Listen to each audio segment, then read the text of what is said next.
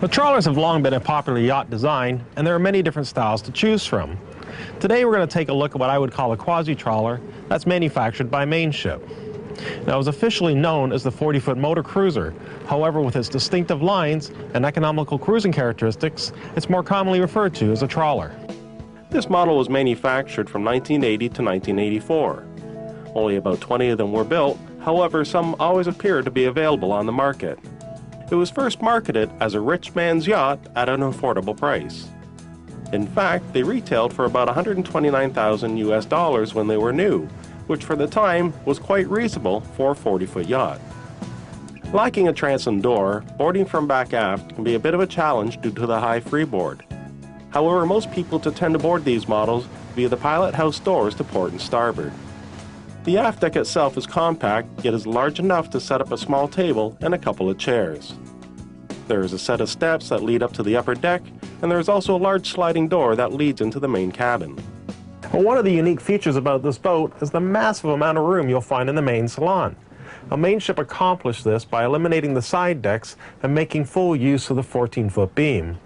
When you're on board, you almost feel like you're on a much larger yacht. The salon features large seating areas, and a unique feature is the dayhead located aft into port. The galley is well appointed and features ample amount of counter space. Originally, this model featured a small divider between the galley and the salon. However, it was removed on this boat at some point in time, and quite frankly, I prefer the open concept that has been created. Forward of the main salon is the pilot house, which features a large built-in bench seat with plenty of storage space beneath. There is ample room to mount electronics around the helm as well as overhead. The two pilot house doors to port and starboard offer easy access to the foredeck and to the access ladders to the bridge. The bridge area itself is, to say the least, enormous and is an ideal area to entertain. The helm itself is well laid out and offers great visibility all around. And there's even enough guest seating on a bench just forward of the console. To port, a companionway leads forward to the master and only stateroom that's found on board.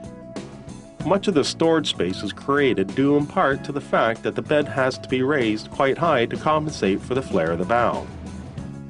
Off to starboard, there is a spacious ensuite head, complete with a separate shower stall.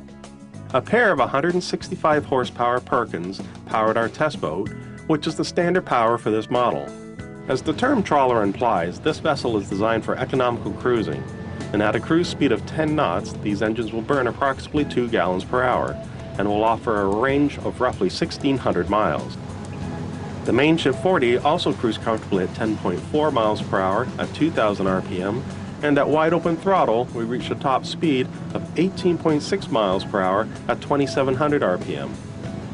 Although we experienced calm conditions on our test day, the stout displacement and the generous flare at the bow will offer a relatively comfortable ride in rougher conditions. The trawler manufacturers use such terms as classic, sedan, raised sun deck, Europa, or even pilot house. Now, they all vary significantly in style, however, they all share the common trait of being economical diesel cruisers. Now, the 40 Mainship motor cruiser might not technically be a trawler, however, it's still an economical and comfortable cruising yacht.